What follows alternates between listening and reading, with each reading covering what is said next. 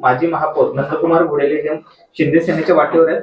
तुम्हाला याची कल्पना होती का आणि काय सांगाल याच्याबद्दल?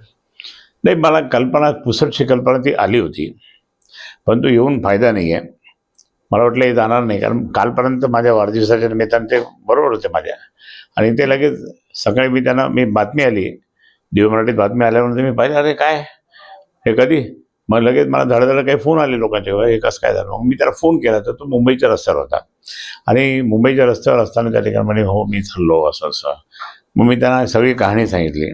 तुम्ही 2 वेळेस महापौर पद केला, स्टँडिंग कमिटी चेअरमनशिप पण झाले, सगळं झालं, पण तुम्ही कशा करता चालले तुम्ही, आणि तिथे काय मिळणार तुम्हाला? कारण त्यांचे लोक जे पहिल्यापासून त्या ठिकाणी शिंदे साहेबांना साथ दिलेले लोक होते, ते काय चुप बसणार आहे का ते? मग तुम्ही कसं करता? अरे आपण उद्धव साहेबांना हे संकट जे ते आलंय, उद्धव साहेबांना पूर्णपणे बळ दिलं पाहिजे, ताकद दिली पाहिजे, आणि आपण सपोर्ट केला पाहिजे. ते दिलं सोडून तुम्ही काहीतरी करायला लागले, बरोबर नाही. ज्या उद्धव साहेबांनी तुम्हाला 2 वेळेस महापौर पद दिलं की नाही, आधी तुमच्या मिसेसला, नंतर तुम्हाला, मग अजून काय काय केलं पाहिजे अजून यांच्यासाठी? लोक म्हणतात यांना अजून काय दिलं पाहिजे? मग हवाच एक हाव की मला हे पण पाहिजे, ते पण पाहिजे, ते पण पाहिजे, हे हाव ती चांगली नसते. त्याच्यामध्ये आता ती तिकडे गेल्यानंतर त्यांना महत्वाचा शब्द मिळाला आहे, त्यांना चांगलं पद मिळतंय. काही मिळत नाही हो. आता राजकारणामध्ये शब्द मिळत असतो खूप, राजकारणात खूप शब्द मिळत असतो, पण प्रत्यक्षात सक्सेस होत नाही ते. नुकतंच माजी पालकमंत्री अब्दुल सत्तार यांनी सांस्कृतिक मंडळावरती जाहीर सभा घेतली, मोठं शक्ती प्रदर्शन केलंय, आणि या ठिकाणची शहरातली गुंडगिरी थांबवणार असं त्यांनी इशारा दिलाय. ते गुंडगिरी करण्याचा एक माहोल निर्माण करण्यासाठीच ते आले होते इथे.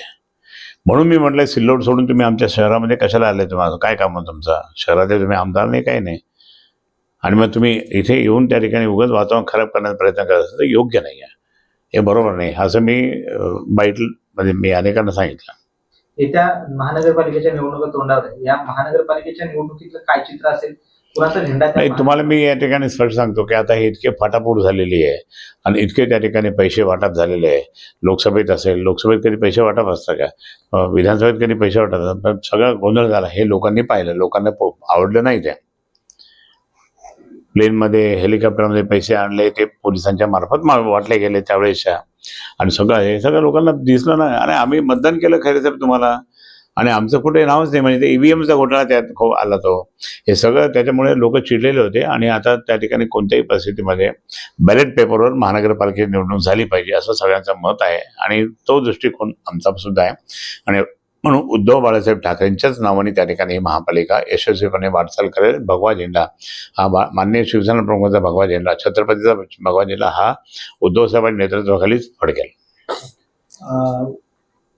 अब्दुल सत्तार हे दरवेळेस समजा सिल्लोडला वाढदिवस साजरा करायचे, परंतु यावेळेस शहरात केलेला आहे, आणि ते म्हणतात माझं राजकारण जे सिल्लोड नाही, तुम्ही आता छत्रपती संभाजीनगरहून करणार. नाही, आम्ही त्यांना येऊ देणार नाही, त्यांचेच लोक त्यांना येऊ देणार नाही. आणि मी त्याला काय उलट, तो इथे आला तर माझा संघर्ष सुरू होईल ना. मग मी परत हिरवा साहेब म्हणतो त्यांना. आता या संभाजीनगरमध्ये हिरव्या साहेबाचं काम काय? त्या फक्त गुंडगिरी करायची, लोकांना त्रास द्यायचा, लोकांचे दंगली धोपे होऊ द्यायचे, अशांत निर्माण करायचा, हाच डाव असेल तर मी त्या ठिकाणी आम्ही नाही होऊ देणार. पक्षानं आतापर्यंत भरपूर दिलेलं आहे घोडेले यांना, तरी ते पक्ष सोडून चाललेले दुसऱ्या गटामध्ये, कसं बघ? सगळ्यात मोठी चूक करायला लागले ते. जर ते तसं करत असतील तर ते त्यांच्या आयुष्यामध्ये त्या ठिकाणी हा काळा दिवस आहे, आणि पुढे त्या ठिकाणी त्यांना कुठेही स्थान मिळणार नाही. त्यांना असं वाटतं की हे स्थान कोणी देणार नाही त्यांना. जे शिवसेनेमुळे एवढं मोठं त्याचं म्हणजे वलय वाढलं, मान सन्मान मिळाला, तो नाही मिळणार आता कुठेच.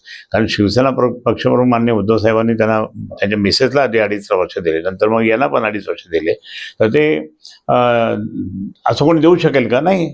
दुसऱ्याचं पद ज्यांना मिळायचं होतं ते न देता यांना दिलं, मग ते नाराज झाले नाही का? आणि म्हणून मला या ठिकाणी सांगायचं की आता त्यांना स्टँडिंग कमिटी चेअरमन पण केलं होतं आपण. म्हणजे इतके पदं भोगल्यानंतर तुम्ही जर जात असेल तर हे लोकांना कळू द्या की ह्या माणसाने किती काय काय केलेलं आहे, काय काय मिळालं, आणि आता कसं चाललं तो योग्य नाही. ते महानगरपालिकेचा झेंडा कोणाचा? आता सध्या मी तुम्हाला स्पष्ट सांगतो की आमच्याकडे आमदार नव्हते, खासदार नव्हते, तरी 1988ला महापालिका ही शिवसेनेच्या ताब्यात आली, माननीय शिवसेना प्रमुखांच्या आशीर्वादाने. आज शिवसेना पक्ष माननीय उद्धवजींच्या आशीर्वादाने त्या ठिकाणी परत एकदा आमदार आणि खासदार नसताना महापालिकाच येईल आमची. संभाजीनगर महानगरपालिका ही उद्धव साहेबांच्या नेतृत्वाखाली शिवसेना उद्धव बाळासाहेब ठाकरे या गटातच मिळणार मशालवर.